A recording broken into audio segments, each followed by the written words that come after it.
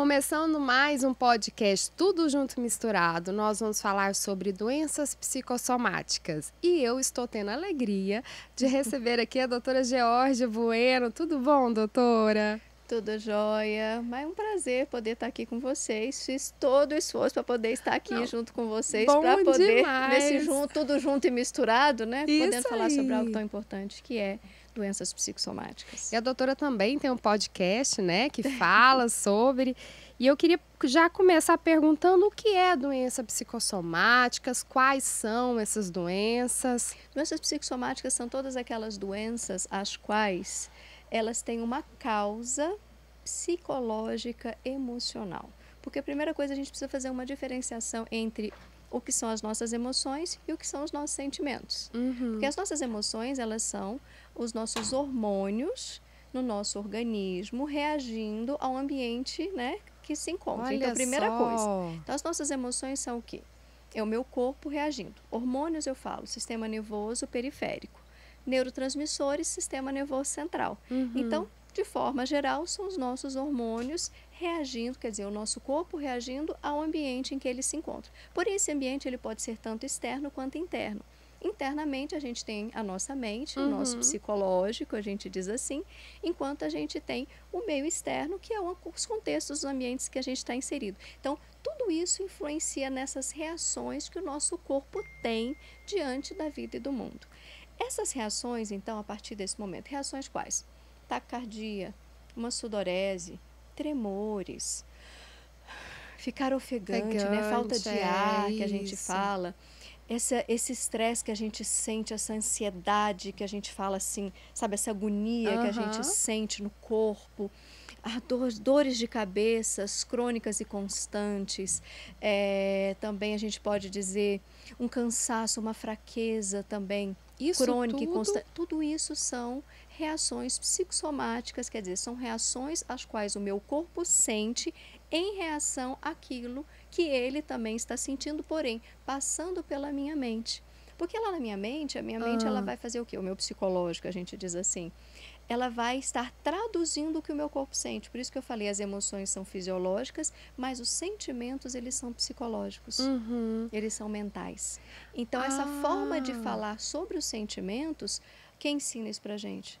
Nossa mãe, nosso pai, primeiros, né, as primeiras pessoas que estão com a gente, e depois nossos familiares, escola, colegas, e assim por diante, a vida, a comunidade, igreja, e assim por diante. Vão nos ensinando a dar essas traduções daquilo que o nosso corpo sente. Então, o que a gente ouve falar muito assim, é o que quando a gente cala, o corpo sente. É verdade. O corpo fala, não é só sente. Olha não. só.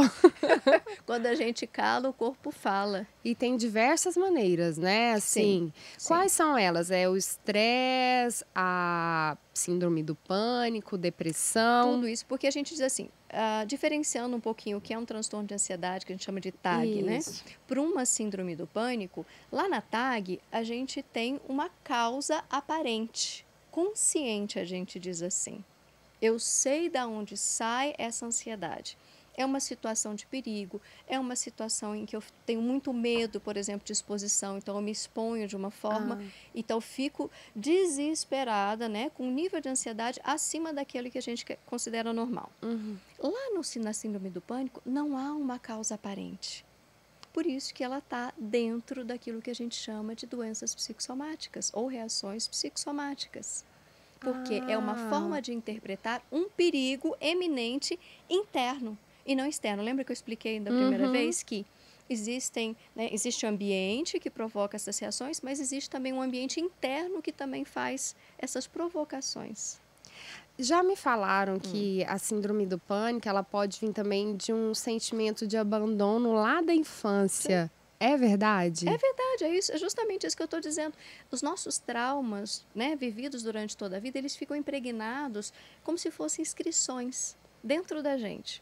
Conforme a gente vai vivendo situações que nos dão assim, a gente às vezes nem tem consciência, né? No consciência eu falo assim, eu estou vendo o que eu estou pensando. Não, eu não estou vendo, mas eu estou pensando. Está dentro de mim e desperta. Então existem situações que eu não percebo, mas que são situações gatilho, dessas outras situações traumáticas que fazem com que o meu corpo reaja Olha sem eu só, perceber. olha a importância. Sim. Pode ser uma pessoa que desenvolve a síndrome com 30 anos e Sim, tanto. até mais. E pode ser lá da infância, aqueles Sim. sentimentos de abandono. Porque isso é o básico para a vida. Sentimentos de desamparo, de desamor e desvalor, eles estão na base de toda a nossa constituição.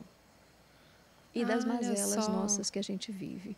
Tá? Nós psicólogos, muito do que a gente trata, falando doença psicossomática, depressão, o que você quiser falar de transtornos, tirando os transtornos de personalidade, porque isso tem uma outra característica. Os traumas são bem mais graves e geneticamente também, eles vêm também de uma forma, né, Só para o geneticamente pessoal determinados. entender, transtorno de personalidade já é outra coisa. psicopatia, é isso? Ah, tá. Não é o Não é um psicossomático. transtorno de humor, que a gente fala, por exemplo, como transtorno depressivo maior, um transtorno bipolar, seja tipo 1, tipo 2, seja uma ciclotimia. Isso aí é transtorno de humor. Aí a gente tem os transtornos de ansiedade, por exemplo, que aí a gente encontra, né, dentro do TAG vários também tipos, leve, moderado, grave, que atrapalham até a nossa funcionalidade no dia a dia. Que a ansiedade ela é normal e faz parte da nossa vida, senão a gente também não movimenta. Porém, ela paralisa quando ela passa do limite. Pois é, e como que eu posso identificar, assim, eu tô com nível de ansiedade, vamos supor, né?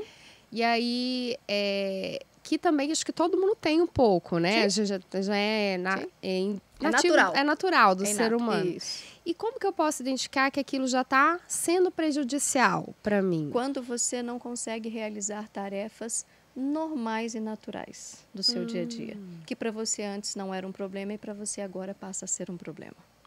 Por exemplo, quando eu não consigo falar em público, aí eu já paro.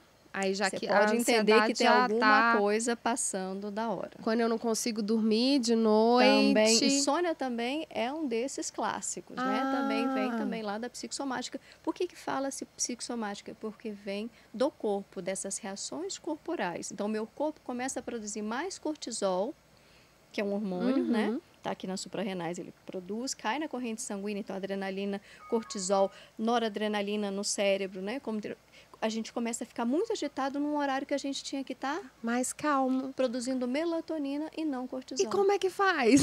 Aí é uma desregulação agitada aí, que a gente aí tem. Pessoal, aí a gente tem, por exemplo, a psiquiatria, que se utiliza de medicações que são drogas, mas, né, controladas, para ajudar um indivíduo a controlar a parte fisiológica, enquanto nós, psicólogos, tratamos das causas. Das causas. Porque a psiquiatria não cuida de causa, não trata de causa. A importância de fazer uma terapia, né? É diferente, todo viu? São tem que coisas fazer. diferentes.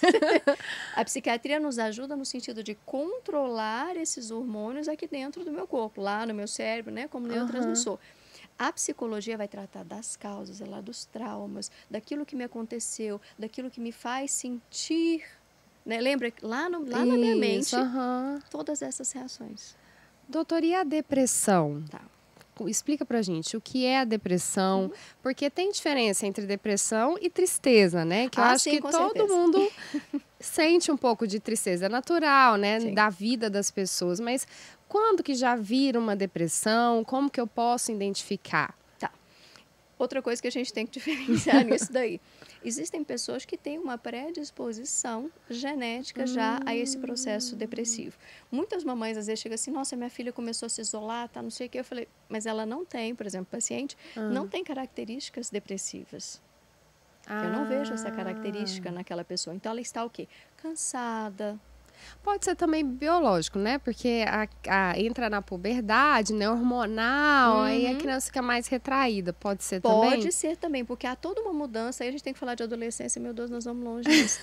Porque assim, é toda uma reconstrução de quem eu sou, também fisicamente, psiquicamente. Então, puberdade é a parte biológica, a adolescência é a parte psicológica. Então, para se construir um adulto, eu preciso sair da infância, construir um corpo, para depois construir uma nova mente para esse corpo. E aí sim interagir com o mundo, de uma forma bem resumida e bem rápida, porque não tem para falar de adolescência, mas falando sobre depressão. A depressão, ela já é aquele momento onde o indivíduo, ele não quer mais investir, a gente diz assim, investir a sua energia para o mundo. A tristeza é normal a gente ficar frustrada. igual agora, final de ano é ótimo. Chega final de ano e fala assim, meu Deus, quanta coisa não fiz, eu me propus e não realizei. E um ano que passou assim, voando, né? E cada vez mais. É. Mas a grande questão é, a tristeza é apenas uma reação emocional também do nosso corpo e da nossa mente a situações da vida que não estão muito ao nosso agrado.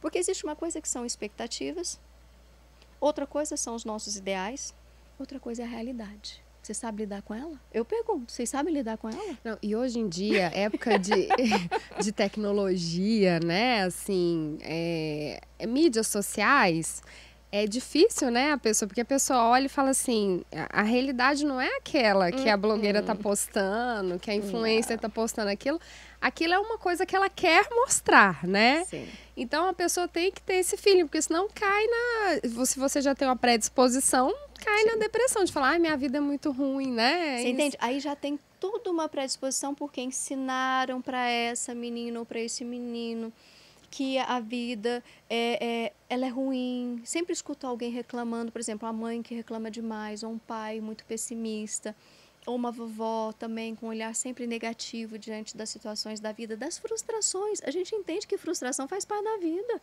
A vida vai frustrar a gente o tempo inteiro. Por quê? Expectativa é uma coisa, ideal é outra, realidade é outra. Se eu não entendo a relação entre essa tríade, entre expectativa, vou falar de novo, ideais de vida e realidade, tá difícil viver nesse mundo.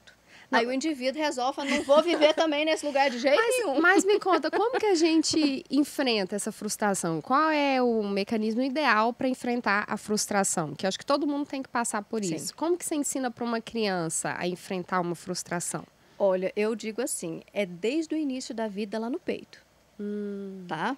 É ali que eu ensino falando assim, agora não é hora, agora é hora de fazer isso, agora não é hora de mamar. Entendendo que aquelas reclamações, por exemplo, tudo que a criança faz é reclamar, no sentido de, eu estou num desequilíbrio agora, estou com fome, estou com sede, estou com frio, quero trocar, tomar um banho. Né? A criança ela só vai chorar. E nós, mamães, temos que aprender a distinguir, porque eu trabalho muito isso, tá? Psicologia com puerpério, criação de filhos, psicologia obstétrica. Então, assim, é justamente... É pesado. É pesado, viu, gente? É o ó da vida. Então, eu tô com um texto que eu publiquei lá no meu Instagram profissional do Instituto Afeto, que é a minha clínica, falando sobre casamento e puerpério. A mulher passa uma bomba de hormônio. Mulher, só a mulher? Não. Todo mundo, a casa toda. Mas isso é outro assunto, viu?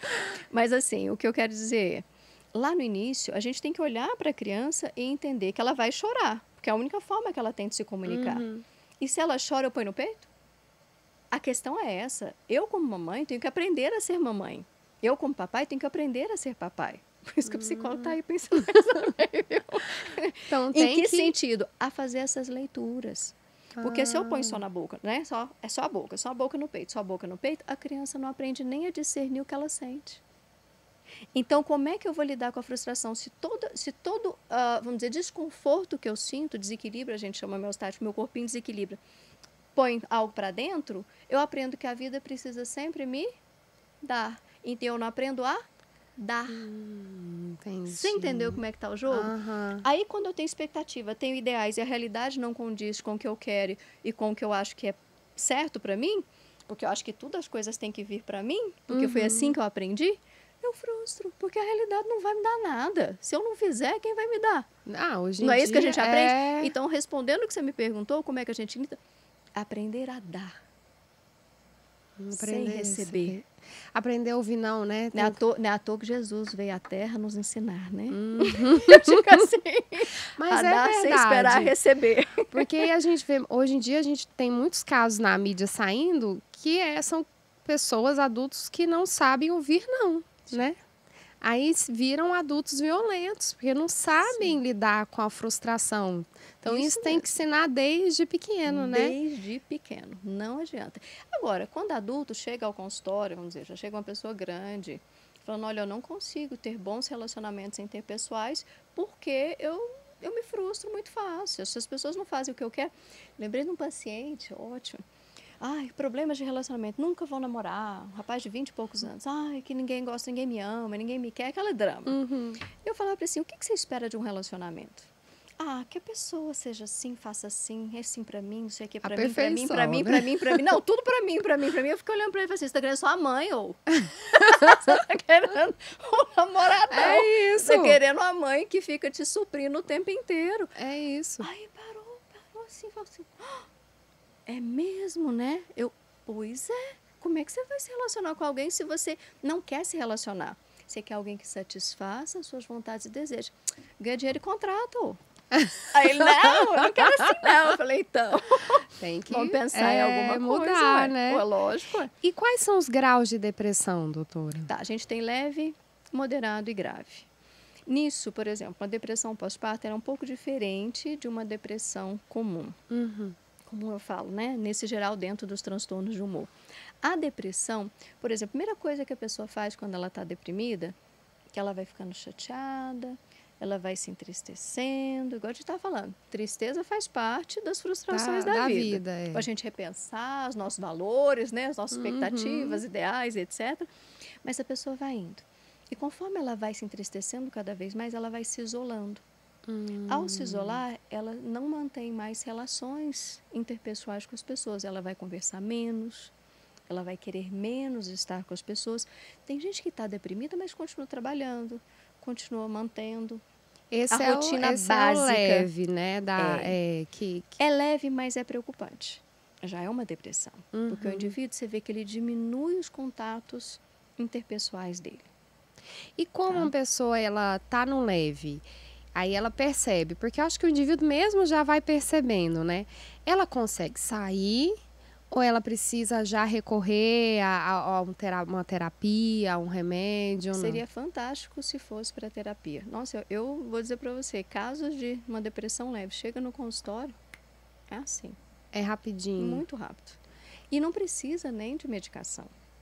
É melhor. Agora, quando chega num estado de moderado para grave, moderado, vamos dizer, aonde eu já preciso, eu falo assim, olha, eu faço a modificação, chega na próxima sessão, ele já está ruim de novo, sabe? Você faz e volta. Você quer dizer, o organismo desse indivíduo já não está produzindo mais a serotonina e a dopamina necessárias para poder manter esse indivíduo bem. O moderado já é o quê? Ele Prejuízos nas atividades, vamos dizer, diárias. Já não sai de casa mais. Às vezes até sai, mas menos, mas muito menos.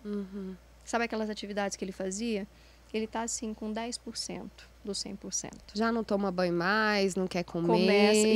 Começa. Não quer arrumar a casa. Ou come demais o tempo inteiro, numa compensação.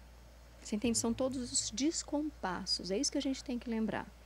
Ou é de mais, ou é de menos. Porque a nossa vida, ela é no meio termo. Não é assim? É no equilíbrio. É no equilíbrio. O tempo todo a gente fica aqui, ó. Tudo que vai para os extremos, ou dorme demais ou não dorme. Ou engorda demais ou emagrece demais. Ou come demais ou come de menos. Ou acha a vida completamente ideias super pessimistas, né, de tudo, ou ideias super então o super também, o porque demais entra nos também. transtornos de humor. Porque entra na bipolaridade, onde a gente tem os dois lados. Então aquela pessoa que de um dia ela tá normal, mas no outro dia, porque a gente tende a ligar a depressão só na tristeza, né? Só no desânimo que não quer sair. Mas aquela pessoa que no outro dia tá super, fazendo extremamente produtiva. Mas não só isso, aquilo que você olha e fala assim, oi? Extremamente feliz, ou então, assim... Meio louco, sabe? Meio assim, louco, fora da realidade. Porque não é uma coisa só de estar feliz, mas tá muito, sabe? Se arriscando demais. Sim, colocando sempre. Essa é uma das características, colocando a vida em risco. Então tem esse... Seja comendo, vai não sei aonde, dirige, sabe, de tal forma, vai no... Gastando horrores. Coisas assim que você fala, oi, para. Desce do barquinho, que senão vai afundar. Isso também já é um ponto que dá pra ligar a luz. De olhar. E o grave é aquele que já não... É grave... ele está completamente fora da realidade, surtado, no sentido de que começa até com delírios, até chegar a alucinações, porque a pessoa, conforme ela não vai cuidando, por isso que é perigoso, ela vai até demenciando, quer dizer, ela vai perdendo realmente neurônios, vai perdendo, se não cuidar. Entendi. Até aqueles casos realmente que a pessoa fica inerte, catatônica. Nossa, aí já é uma coisa mais perigosa, né? Sim. Doutora, então, deixa uma dica para quem está assistindo a gente. se você tem um filho ou um familiar que já está se entregando, o que ela pode fazer? Nossa, procure ajuda urgentemente e ajuda profissional. Procure um psicólogo. Em primeiro lugar, o psicólogo ele vai poder te dar o diagnóstico. Esse primeiro diagnóstico é do psicólogo. E o psicólogo vai dizer, olha, agora você vai procurar um psiquiatra porque eu já estou vendo que aqui precisa de algo mais. Entendi. Entendeu a diferença? E tem recuperação, né, doutora? Tem cura. Claro que tem. E é um trabalho, aí vai depender do próprio indivíduo, pode ser assim super rapidinho, como pode ser super demorado. Isso vai depender de cada um. E quem está percebendo que já está ficando mais triste, mais desanimado com a vida, não é triste? Eu falo desanimado, assim, procura um psicólogo. Já vai lá entender o que está acontecendo. Doutora, infelizmente nosso tempo aqui foi rápido demais, mas amei mesmo. Deixa já seu podcast para quem está assistindo também, te acompanhar lá. Gente, no YouTube chama Psicanálise com Afeto. Tá? Assista lá o nosso podcast e a gente tem também no Instagram, Instituto Afeto, que é o da clínica, né? O Instagram da clínica. Eu já vou deixar o convite porque eu quero conversar sobre a adolescência, que é uma coisa que muito me interessa, viu? Na hora. Obrigada. Nada. Muito obrigada a todos. Até uma próxima oportunidade. Tchau, tchau, gente.